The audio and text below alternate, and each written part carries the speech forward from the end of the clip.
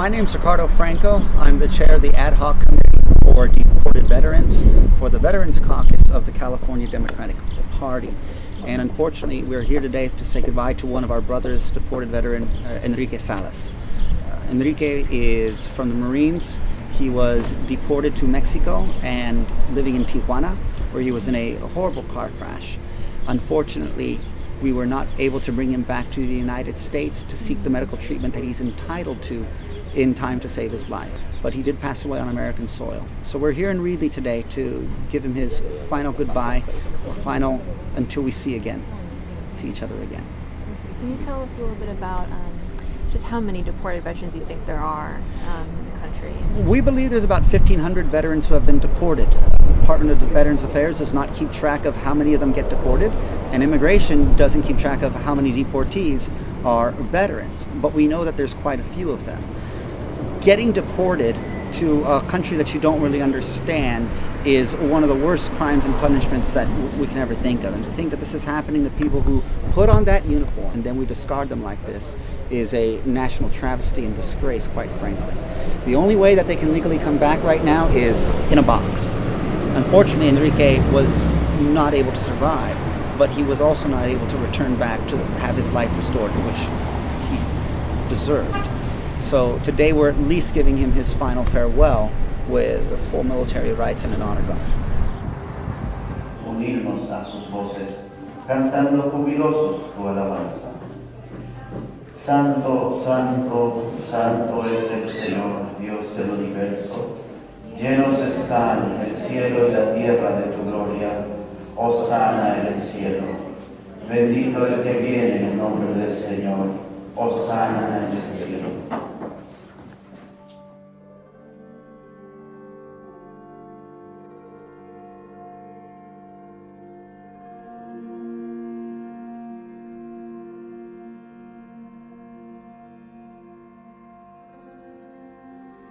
Hi, my name is Jesus Mesa and I serve in the U.S. Navy. I was deported almost 17 years ago. I've been deported for 20 years. Also a Cold War veteran. Was guarding missile sites in West Germany before the wall got brought down. Discharged honorably. I volunteered for Vietnam for 4 years. I want to go home. My name's Hector Lopez. I joined the reserves right out of high school. I did 6 years in the reserves in Fresno, California, and I've been deported. I've been deported since December 20th, 2006. And in my heart, I'm an American. I was just born in Mexico, and I want to go home. My name is Mario Rodriguez. I'm a deported veteran. I was drafted in 1965 and went to Vietnam. Mario is a Vietnam combat veteran with 2 Bronze Stars. Highly decorated veteran and deported.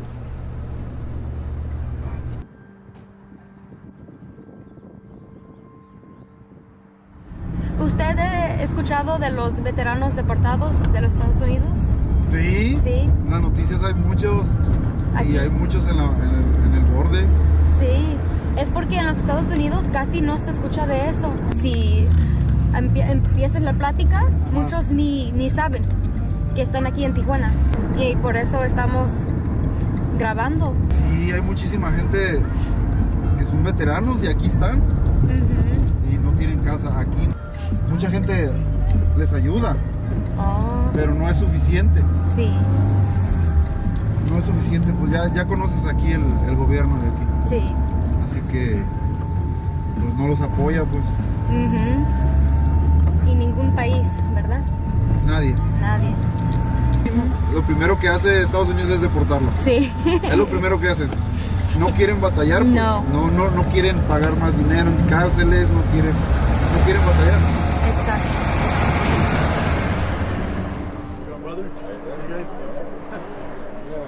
Bring it in. Tell us what you got going on here. So we're in Tijuana, Baja California, and I'm the director and founder of the Deported Veteran Support House, and this is a place where we help out people that have been deported that served in the military. We help them with their VA benefits. We have housing here. We connect them with attorneys.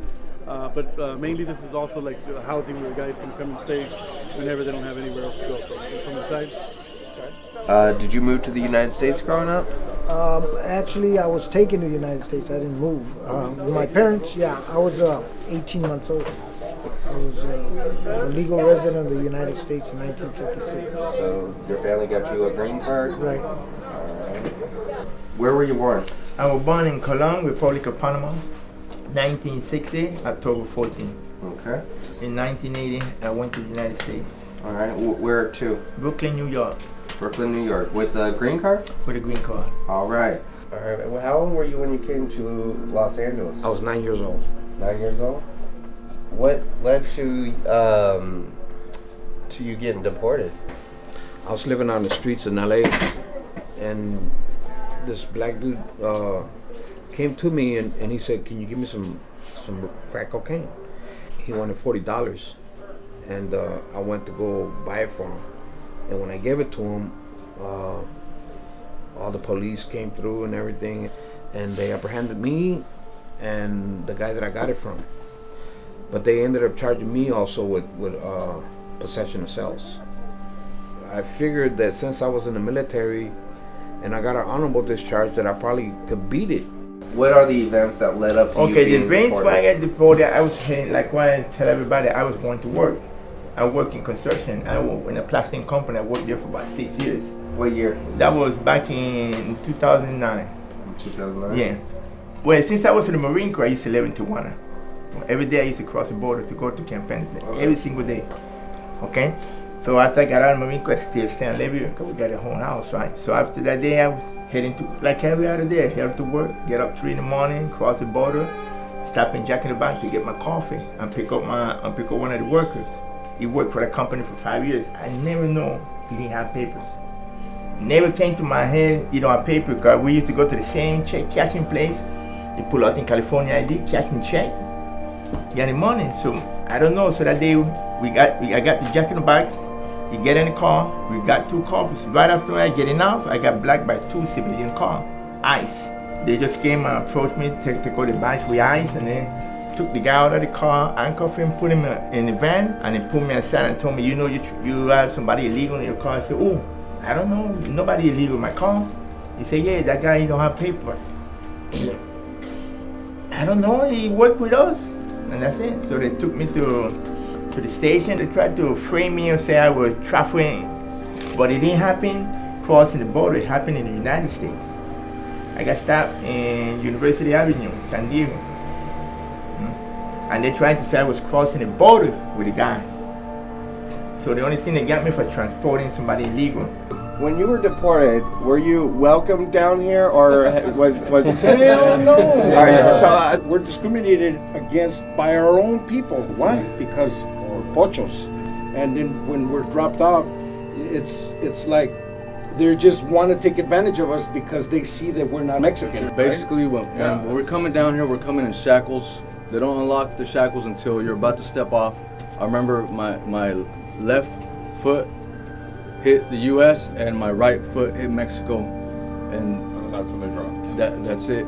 What is it like for you on a day-to-day basis to really try and keep the lights on, literally?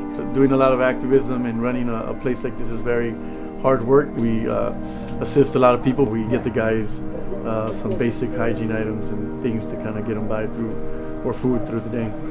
How many deported veterans do you have identified as of current? We have 350 something. I'm not sure. Roughly how many of them are right here between Tijuana and Juarez?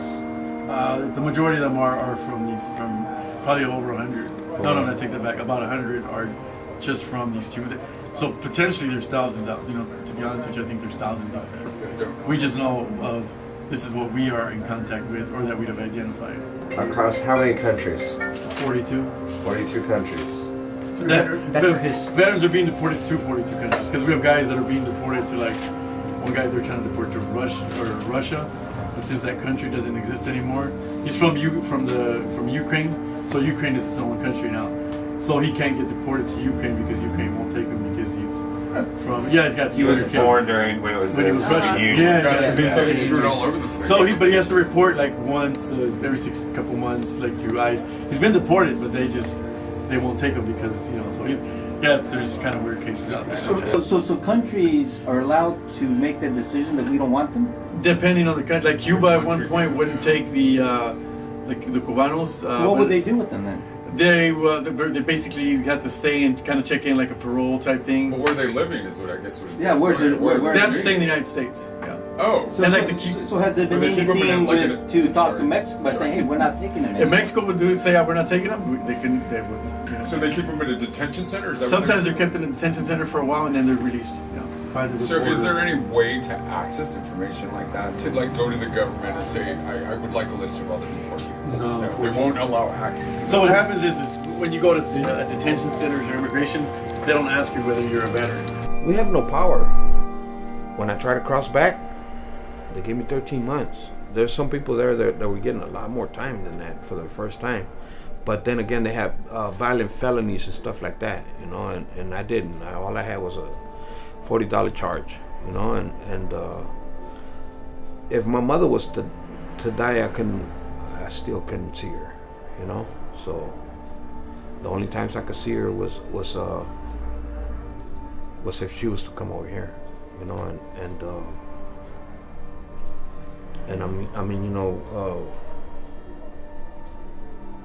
I don't really know if I'm answering your question or not, but it's like. It's sad. It's real sad. And we all have the same struggle. So, we could raise hell. Yeah. DACA is raising hell. I help them sometimes go over there near nobody listens. The only people that listen is the people that are driving through, going to the other side, and what can they do?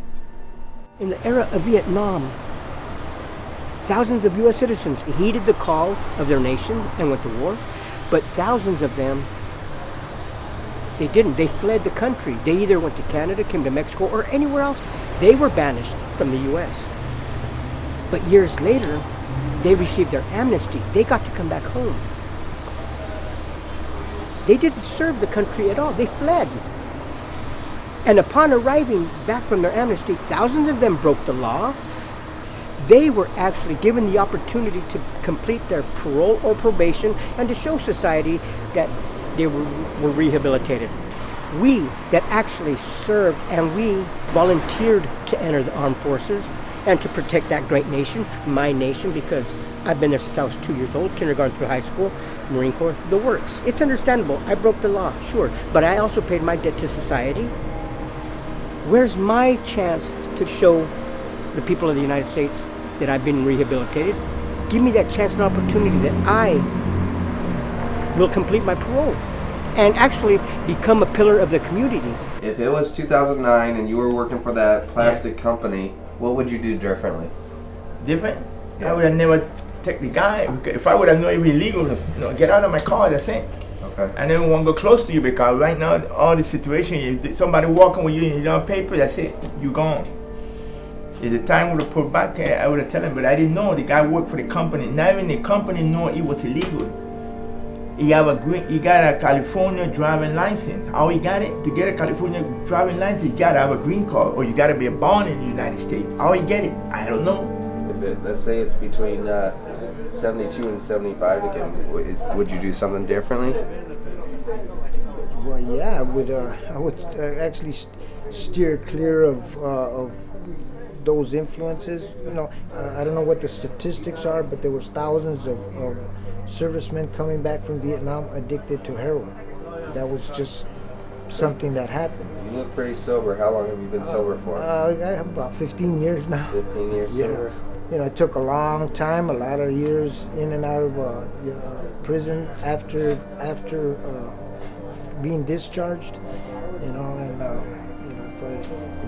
Like you said, if I had something to do differently, it would certainly be not associating with those elements that got me.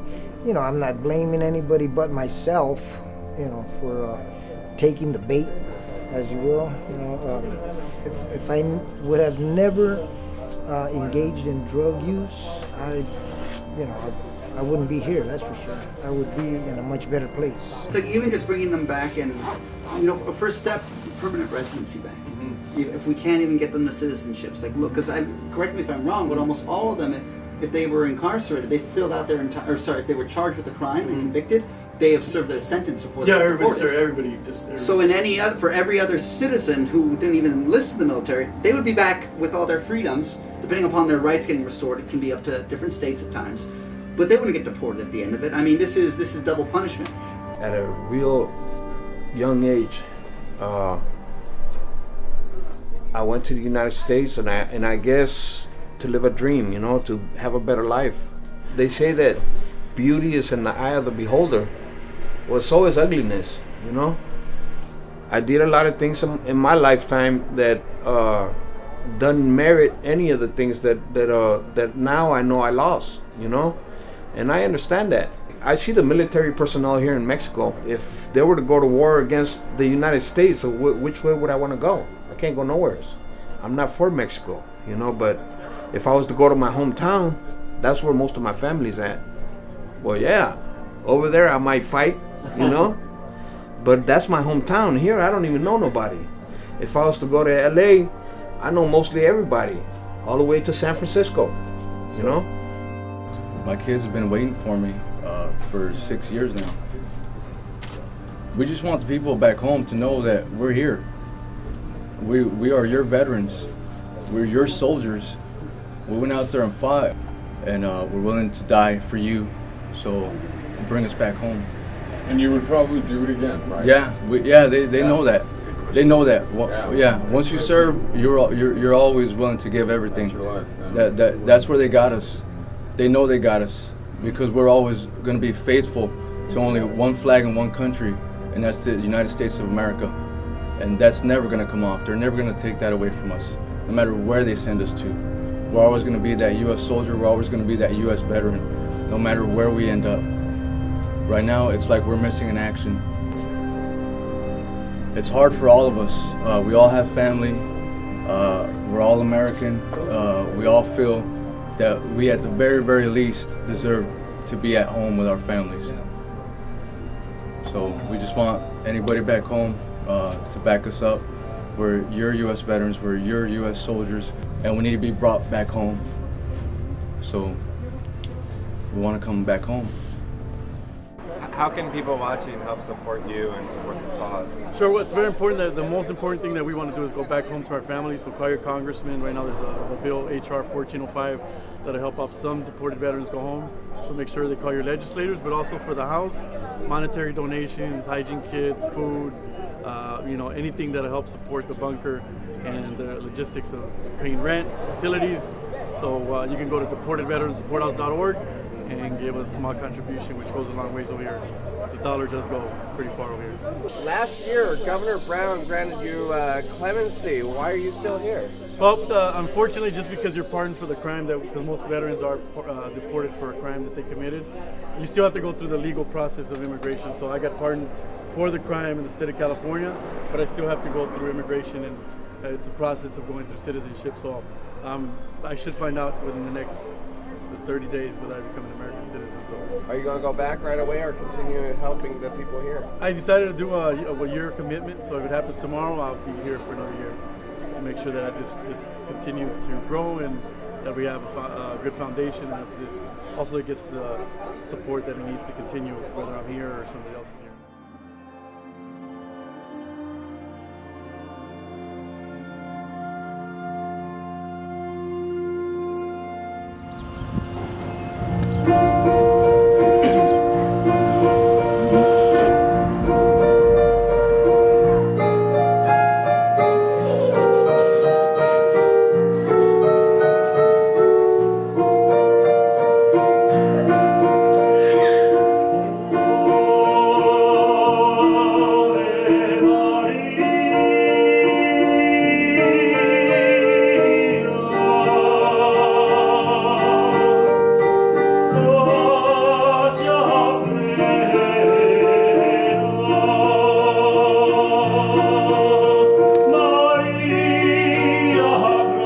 I believe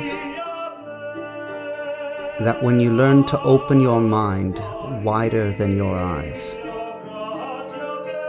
if you learn to listen louder than you speak, then you'll truly be able to see the good in people and not be blinded by their imperfections. You will see how hard they work. You will see how capable they are of love, and how with nothing they can still give. And I have faith that we can have a government that will work for us, that understands laws without morals are useless. And when we finally learn to forgive those who may have made mistakes, I pray that they will show mercy and forgive us for not having done the right thing sooner.